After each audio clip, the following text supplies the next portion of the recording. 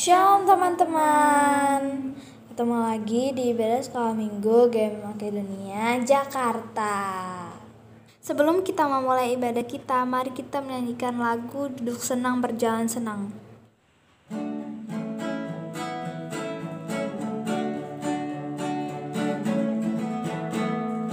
Duduk senang, berjalan senang, di mana-mana hatiku senang. Sejak Yesus tolong saya, hatiku selalu senang.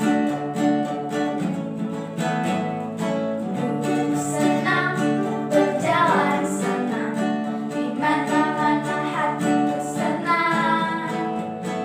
Sejak Yesus tolong saya, hatiku selalu senang.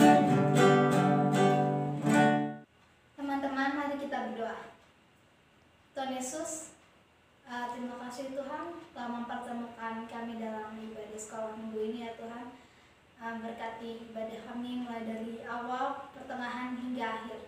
Tuhan juga berkati semua yang melayani dan teman-teman yang beribadah dari rumah ya Tuhan. Terima kasih Tuhan Yesus, amin. Sekarang kita mau memuji Tuhan lagi. Mari kita menyanyikan lagu Yesus Besertaku dan Biarpun Gunung-gunung Beranjak.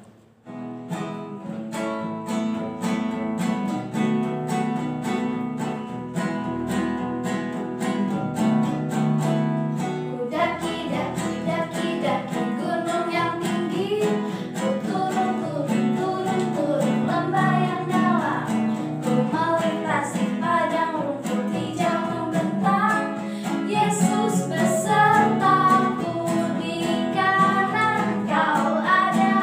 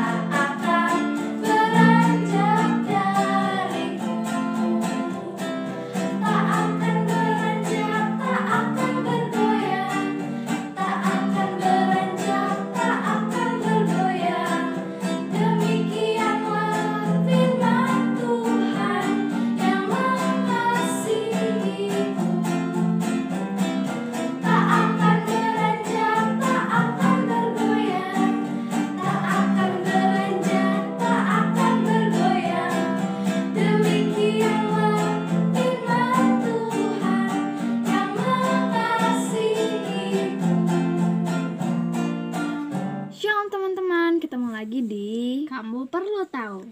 Kali ini kita akan membahas tentang sejarah sepeda motor. Sepeda motor pertama kali muncul pada tahun 1868, diciptakan oleh Sylvester Howard Roper. Pada awalnya, sepeda motor ini hanya sepeda yang menggunakan mesin uap untuk menggerakkannya. Sepeda motor yang pertama kali menggunakan bahan bakar bensin, Daimler Reitwagen. Tahun 1900 sampai 1955, tahun-tahun ini ditandai dengan munculnya nama-nama besar dalam industri sepeda motor di masa-masa sekarang. Contohnya, pada 1902 Triumph, 1903 Harley, tahun 1946 Honda, 1952 Suzuki, 1954 Kawasaki, dan 1955 Yamaha. Tahun ini adalah era di mana industri sepeda motor mengalami perkembangan di Amerika. Terdaftar 5,4 juta sepeda motor. Sepeda motor sangat populer pada masa-masa Perang Dunia Kedua. Banyak orang ingin memilikinya dan penjualan sepeda motor pun meningkat. Tapi tidak sampai tahun 1960-an, sepeda motor menjadi benar-benar populer. 1962 boleh dibilang tahun tersukses di mana muncul iklan dari Honda yang merupakan segalanya. You meet the nicest people on a Honda. Menjadi sangat terkenal dan merubah dunia otomotif roda 2 di Amerika. Dalam waktu 3 tahun, sepeda motor yang terdaftar di Amerika meningkat menjadi 2 kali lipat. Dan 5 tahun kemudian, pada 1970, jumlahnya kembali meningkat 2 kali lipat. Dalam waktu 10 tahun, jumlah sepeda motor meningkat dari 664.600 menjadi 5 juta di tahun 1975. Akan tetapi pada tahun 1980-an, penjualan sepeda motor di Amerika mengalami penurunan drastis. Era tersebut diprediksi sebagai kehancuran sepeda motor. Industri sepeda motor bahkan mengeluarkan motor-motor tipe baru, sport, cruiser, touring, tapi boleh dibilang tidak ada efek dalam penjualan sepeda motor kala itu. Bangkitnya industri sepeda motor penjualan sangat buruk 10 tahun terakhir. Akan tetapi dengan keadaan ekonomi yang meningkat dan stabil pada awal 1990-an di Amerika, penjualan pun kembali meningkat. Masyarakat membeli sepeda motor yang lebih mahal sekalipun. Dua hal yang tidak terduga terjadi. Biker-biker tua tahun 70-an kembali bernostalgia menjadi biker lagi. Dan kalangan muda dan anak-anaknya pun ikut menjadi biker. Masa-masa sekarang, industri berkembang pesat, inovasi baru bermunculan. Masa-masa sekarang adalah masa terbaik bagi industri sepeda motor.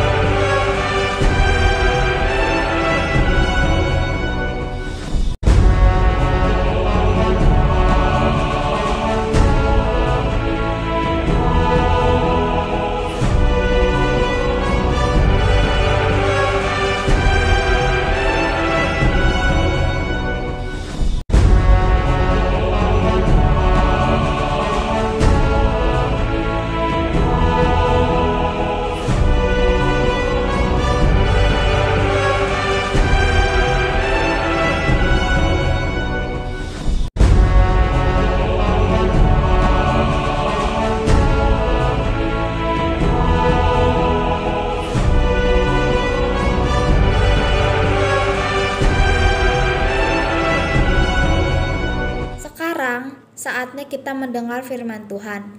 Mari kita angkat pujian, Ku di tanganmu.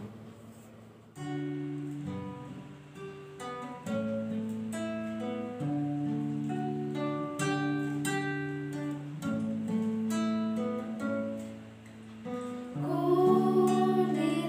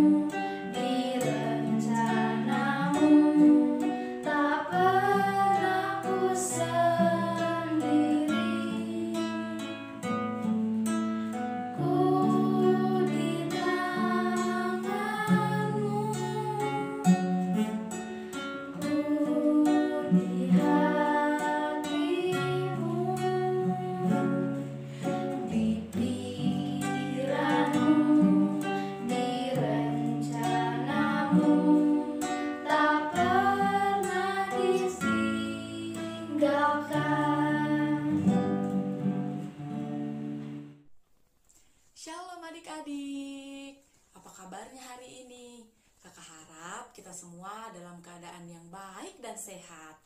Nah, sekarang kita akan kembali mendengarkan cerita Alkitab. Namun sebelum itu kita berdoa dulu ya. Lipat tangannya, tutup matanya, kita berdoa. Tuhan Yesus yang baik, terima kasih untuk kesempatan yang Kau berikan kepada kami. Sekarang kami akan mendengarkan kebenaran firman-Mu. Kiranya Kau memimpin dan menyertai kami ya Tuhan. Dalam nama Tuhan Yesus kami berdoa. Amin. Nah, sebelum kakak bercerita, kakak mau memperkenalkan diri dulu nih sama adik-adik semua. Shalom, perkenalkan nama kakak Kak Astri. Halo, salam kenal ya. Kakak senang sekali hari ini boleh dapat kesempatan untuk membawakan cerita Alkitab kepada adik-adik yang ada di rumah. Nah, kalau begitu langsung saja kita buka Alkitab kita ya. Kakak harap semuanya sudah menyediakan Alkitabnya masing-masing. Hari ini kita akan membaca Alkitab dalam 2 pasal. Yang pertama dalam Kejadian pasal 21 ayat 1-7 dan yang kedua Kejadian pasal 22 ayat 1 sampai ayat yang ke-19. Nah, untuk bagian pertama yaitu Kejadian pasal 21 ayat 1-7, kita baca ayat pertama dan yang ayat kedua saja ya. Untuk ayat-ayat selanjutnya, teman-teman boleh membacanya masing-masing di rumah. Mari kita buka Alkitab kita ya. Kejadian pasal 21 ayat 1-7. Di bawah perikop Ishak lahir. Tuhan memperhatikan Sarah seperti yang difirmankannya, dan Tuhan melakukan kepada Sarah seperti yang dijanjikannya. Maka mengandunglah Sarah, lalu ia melahirkan seorang anak laki-laki bagi Abraham dalam masa tuanya pada waktu yang telah ditetapkan sesuai dengan firman Allah kepadanya. Nah, yang kedua pembacaan kita ada di Kejadian pasal 22 ayat 1 sampai ayatnya yang ke-19. Tapi Kak Asri hanya akan membacakan ayat yang ke-15 sampai ayat yang ke-19. Baiklah ya. Kejadian pasal 22 ayat 1 sampai ayat yang ke-19. Ayat yang ke-15, untuk kedua kalinya berserulah malaikat Tuhan dari langit kepada Abraham. Katanya, aku bersumpah demi diriku sendiri, demikianlah firman Tuhan, karena engkau telah berbuat demikian, dan engkau tidak segan-segan untuk menyerahkan anakmu yang tunggal kepadaku, maka aku akan memberkati engkau berlimpah-limpah dan membuat keturunanmu sangat banyak seperti bintang di langit dan seperti pasir di tepi laut. Dan keturunanmu itu akan menduduki kota-kota musuhnya. Oleh keturunanmu lah semua bangsa di bumi akan mendapat berkat, karena engkau mendengarkan firmanku. Kemudian kembalilah Abraham kepada kedua bujangnya, dan mereka bersama-sama berangkat ke Beersheba, dan Abraham tinggal di Beersheba. Nah, adik-adik, tema perenungan kita hari ini adalah Allah menepati janjinya. Sebelum kakak lanjut bercerita, kakak mau bertanya lagi kepada adik-adik. Siapa di sini yang pernah dijanjikan sesuatu? Sama mamanya, atau sama teman-temannya, atau sama kakek neneknya?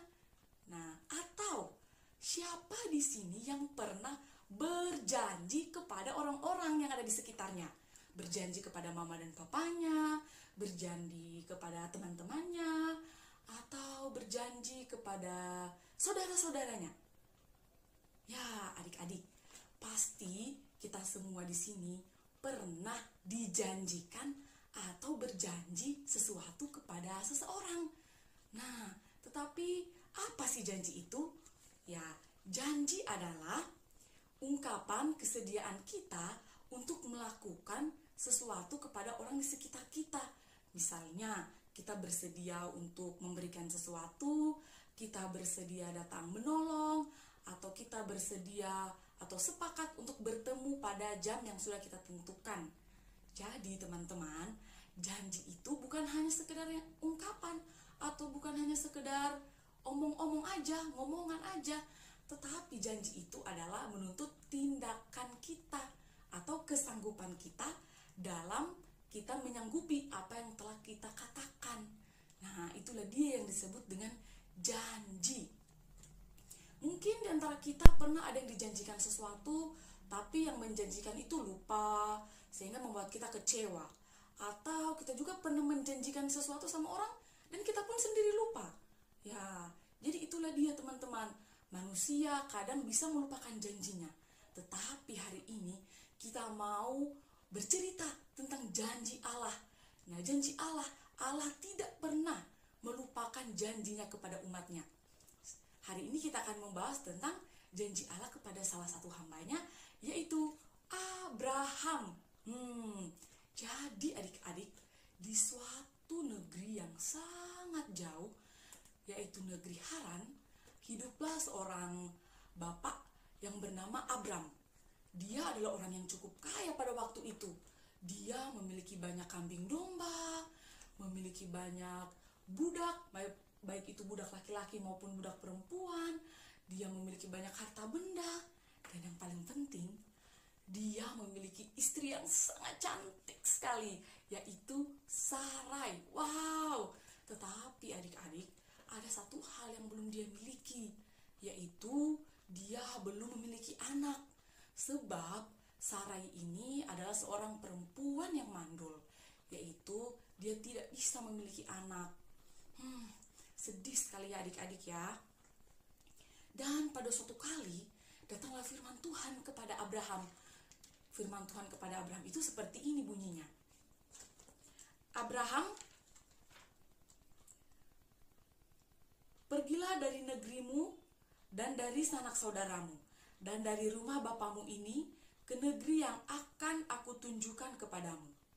Nah, ketika Abraham mendengarkan firman Tuhan itu, Abraham langsung taat dan dia langsung bergegas pergi ke negeri yang akan Allah tunjukkan kepadanya. Dia beserta Sarai istrinya, juga kambing dombanya dan budak laki-laki, budak perempuan turut bersama Abraham pada waktu itu. Jadi adik-adik, waktu terus berjalan dan terus berjalan. Abraham hidup dengan taat di hadapan Tuhan, sehingga Abraham semakin diberkati kehidupannya. Abraham semakin kaya, semakin banyak kambing dan dombanya, semakin banyak harta bendanya. Wow, bahkan semakin banyak budak laki-laki maupun budak perempuan yang dia miliki. Tetapi masih ada satu lagi masalahnya, yaitu benar, Abraham belum juga dikaruniai anak, sebab Sarah itu adalah perempuan yang mandul. Aduh, sedih sekali adik-adik. Sehingga pada suatu hari Abraham berkata seperti ini kepada Tuhan. Ya Tuhan, nanti kalau aku sudah meninggal atau ketika aku nanti sudah tiada, yang akan mewarisi seluruh harta kekayaanku adalah Eliezer, hambaku, orang Damsyik itu. Sebab engkau tidak memberikan aku keturunan, jadi ya dialah yang akan mewarisinya. Tetapi adik-adik, Allah langsung menjawab Abraham pada waktu itu, katanya, bukan Eliezer yang akan mewarisi seluruh harta kekayaanmu, tetapi keturunanmu sendiri. Engkau akan memiliki keturunanmu akan sangat banyak. Lalu Allah menunjukkan langit yang luas sekali pada Abraham, dan dia bertanya, Abraham, coba kau hitung bintang-bintang yang ada di langit itu. Apakah kamu bisa menghitungnya? Ya, tentu saja Abraham tidak bisa menghitungnya. Sekarang kamu tanya sama adik-adik, siapa yang bisa menghitung bintang-bintang yang ada di langit? Tentu saja tidak ada, karena jumlahnya sangat banyak. Nah, Allah berkata, demikian banyaknya bintang yang ada di langit itu, demikian pula nanti banyaknya keturunanmu, sehingga namamu bukan lagi Abram, melainkan Abraham, yaitu bapa segala bangsa-bangsa. Dan yang paling penting, Abraham percaya kepada janji Tuhan itu, sehingga Tuhan memperhitungkan hal itu sebagai sebuah kebenaran. Luar biasa sekali ya. Dan waktu pun terus berjalan. Abraham tidak kunjung juga punya anak.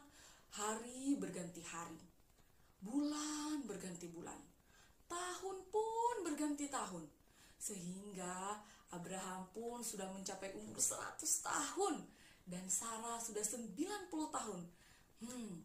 Itu sudah sangat tua sekali ya adik-adik, dan sangat tidak mungkin lagi untuk seorang Sarah mengandung, sebab umurnya juga sudah 90 tahun. Tetapi di saat seperti itulah Allah menepati janjinya. Wow, jadi ketika Sarah hamil, dia sudah berumur 90 tahun dan Abraham sudah berumur 100 tahun. Nah, pada waktu itu lahirlah anak mereka dan mereka memberi nama Ishak yang berarti tertawa. Wow. Dan pada waktu itu mereka sangat bersuka cita dan Abraham juga sangat senang sekali. Sehingga mereka pun menjalani kehidupannya dengan penuh takut akan Tuhan. Dan juga hari-hari terus lagi berjalan. Ishak pun semakin besar. Pada saat itu Allah berniat hendak mencoba Abraham. Apakah Abraham masih akan tetap taat kepada saya atau tidak? Jadi Allah menguji Abraham dengan cara seperti ini. Ia meminta Abraham untuk menyerahkan Ishak anaknya sebagai korban bakaran. Aduh, pasti sedih sekali teman-teman. Dan apa? Abraham tetap menaatinya. Abraham bilang, iya baik Tuhan. Dan dia pun beserta Ishak anaknya pergi ke Gunung Moria. Di sana Abraham sudah menyiapkan mezbah bakaran. Dia sudah siap-siap untuk menyembelih Ishak anaknya. Ishak sudah diikat. Dan pada waktu dia hendak menyembelih si Ishak ini, Allah berteriak, tidak, jangan kau apa-apakan anak itu Abraham. Sebab sekarang aku tahu bahwa engkau sungguh-sungguh taat kepadaku. Sehingga Allah memberikan domba sebagai ganti Ishak yang akan dipersembahkannya tadi. Wow, luar biasa sekali ketaatan si Abraham ini ya teman-teman.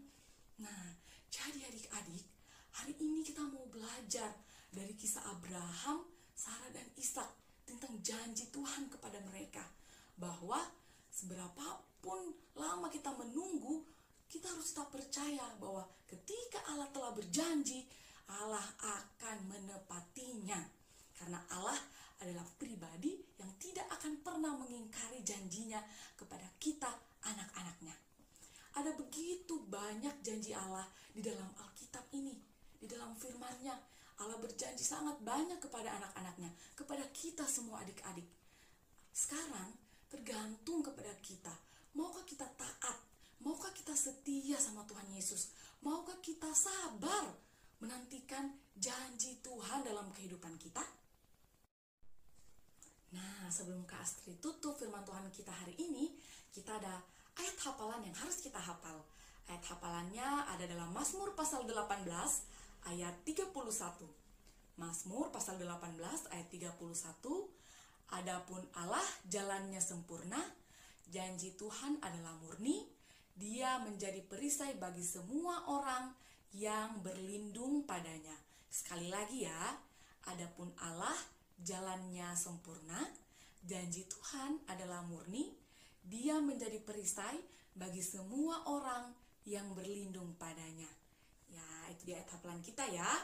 Nah, sekarang mari kita berdoa untuk firman Tuhan yang boleh kita dengarkan, supaya kita dapat melakukan firman Tuhan ini dalam kehidupan kita hari lepas hari.